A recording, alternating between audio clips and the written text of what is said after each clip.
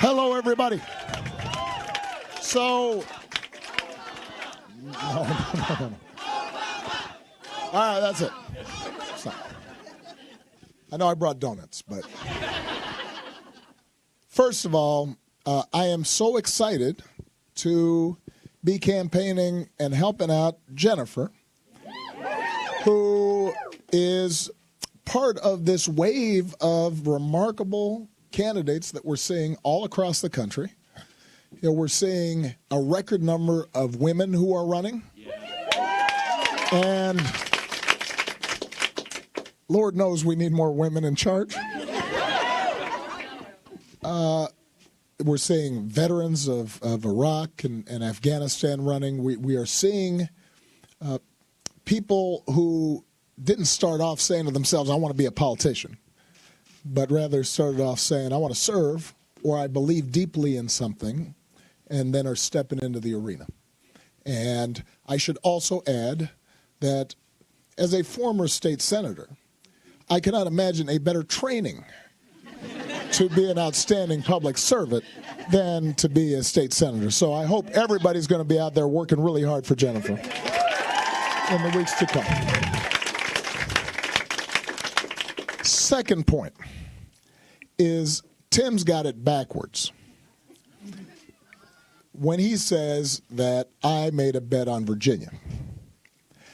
What happened in 2008 was me, a new senator, presumptuous enough to think maybe that I might run for president, announced, and Tim Kaine, a new governor, decides, against all political wisdom and against all odds, to be the first significant elected official outside of my home state of Illinois to endorse my candidacy for president. He didn't have to do it. I'm sure there were those who advised him not to do it. And so very early in my campaign, we stood in what had been the heart of the Confederacy. And Tim Kaine, a new governor, announced that he would support my candidacy to be the first African-American president of the United States. And so it was Tim's courage, undoubtedly spurred by Ann, and the history of her family as incredible advocates, by the way, from another party, advocates on behalf of civil rights, that I was able to get a head start in Virginia. So I tell that story because when Tim Kaine talks about decency and compassion and doing what you believe is right, even if it's not always politically expedient, he is somebody who I have witnessed do that time and time again. And that is why I am so proud, not just to support him for an election, because that's part of my job. I'm proud to call him a friend, somebody who I deeply respect, and somebody that Virginia is really lucky to have as its senator. So go out there and make sure you're working hard for Tim Kaine going forward. Last point I'm going to make. You agree with me, Mom, about what I said? Okay. It's those Kansas roots. Last thing I want to say, so you guys can then get to the donuts.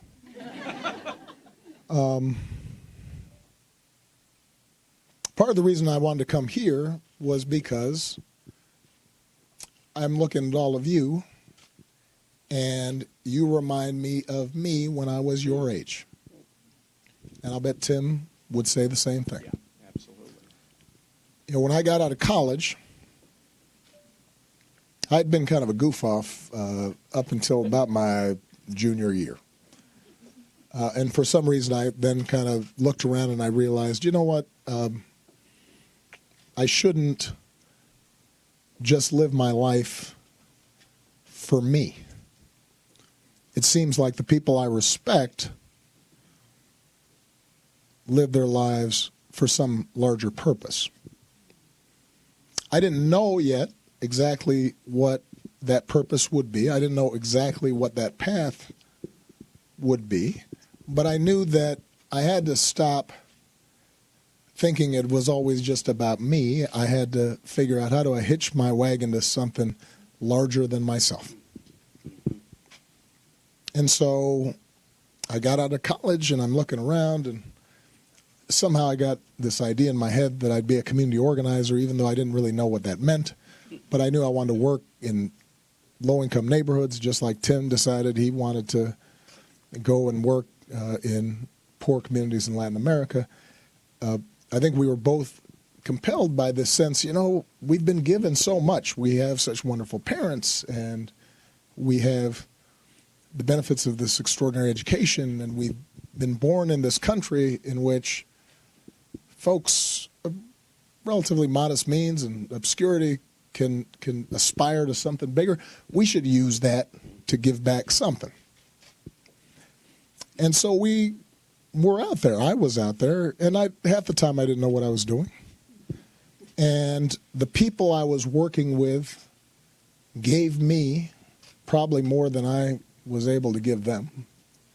And I grew up, and I became a man, and I started feeling more responsible for the world around me.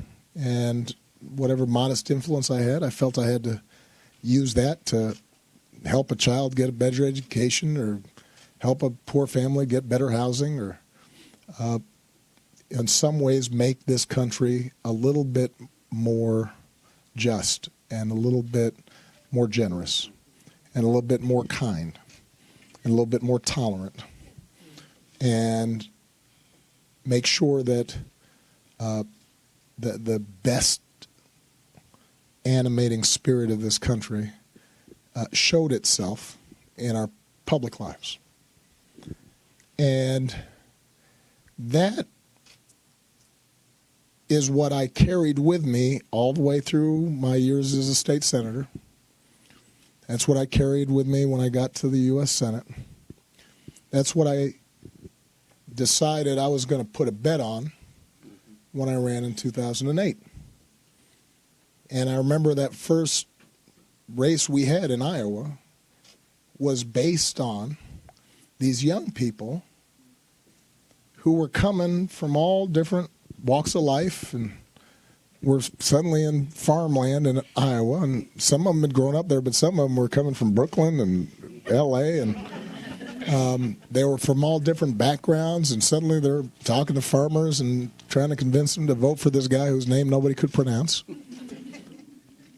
And I watched them day after day, week after week, month after month, invest in something, and it was like I'd come full circle, because in them I saw myself.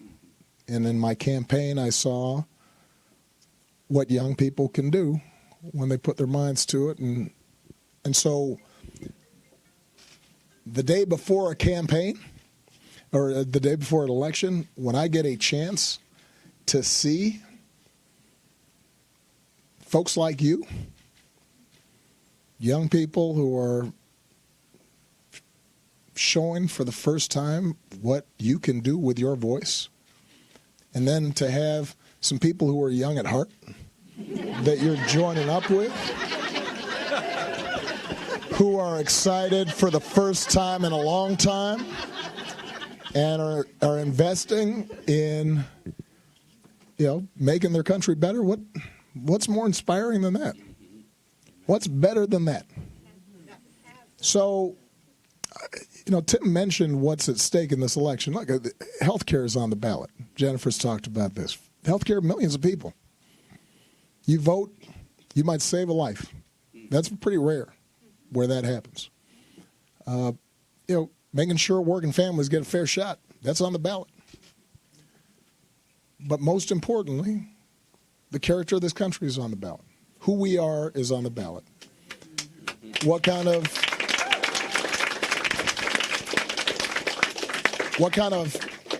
politics we expect is on the ballot. How we conduct ourselves in public life is on the ballot.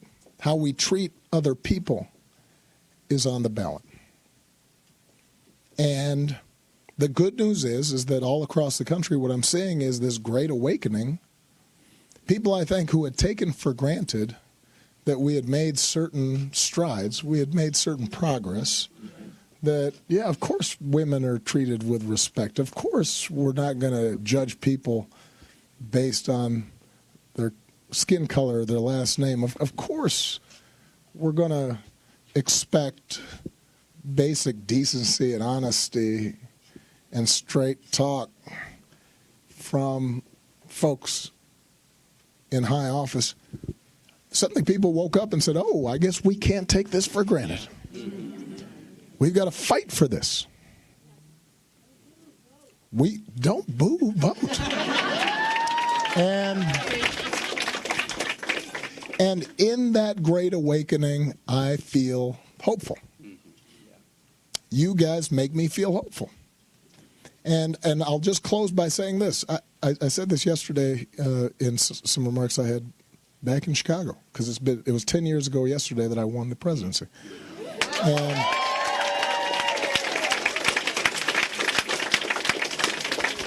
And Michelle and I have talked about this. One of the only problems of that glorious night, and we knew it. We could feel it. I remember talking to Tim about it, because Tim was there since he had been there from the beginning.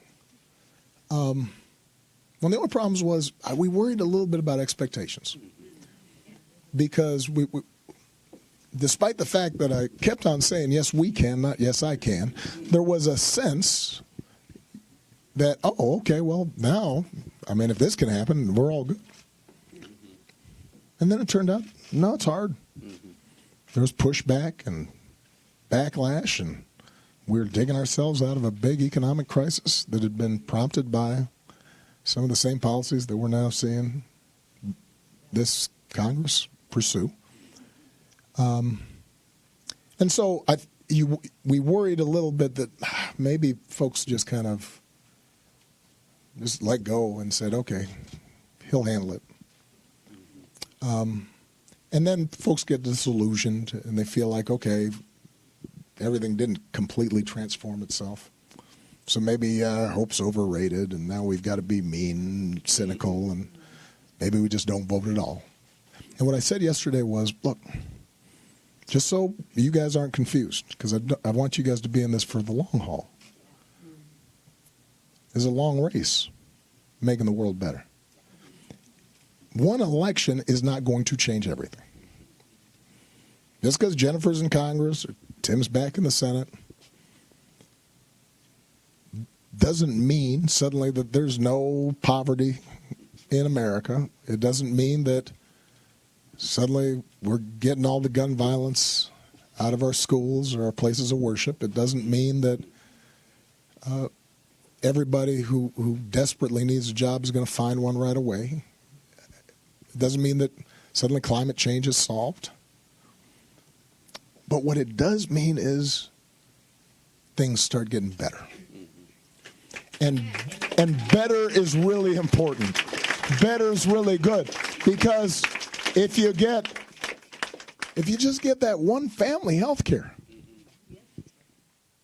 and maybe they don't have to sell their house to make sure a family member's okay.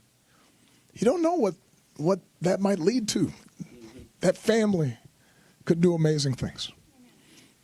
You get one guy who doesn't have a job, who suddenly, because of Tim's work or Jennifer's work, gets in a training program and gets a trade, and then comes back home and tells his kids, you know what, I got a job. And the kids suddenly see their dad with a sense of purpose and dignity from work. And those kids do better in school because of it. And then they launch careers, and they're raising families, and Suddenly a whole generation's better just from one election. Amen. Mm-hmm. And you get enough of those things, and you kind of hit a tipping point where suddenly everything gets a little better. Everything feels a little better. People feel a little less angry. People don't turn on each other quite as much. People start thinking, you know what, let me treat somebody the way I want to be treated. And suddenly our public discourse, how we talk to each other, gets a little better. And better's good. Better's important. Better's a start. That's what you're doing. You're going out there, you're going to make sure that people vote to start making things better. And when you do that, then the spirit of America is going to shine. All right? Let's get to work. We're going to vote for Jennifer. We're going to vote for Tim. Let's make sure everybody else does too. Love you guys. All right.